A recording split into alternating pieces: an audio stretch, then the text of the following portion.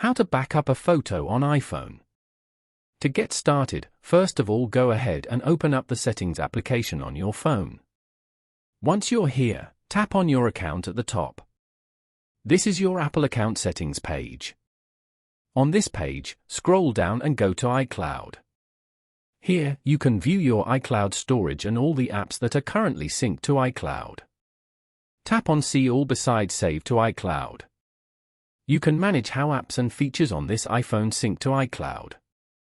And then, go to iCloud Photos.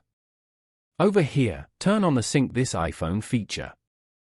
You can now store your photos in iCloud, view, and share them on all your devices and on iCloud.com.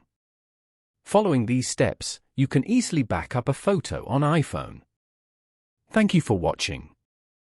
Please leave a like if this tutorial helped you, or leave a comment below if you have any questions related to the video.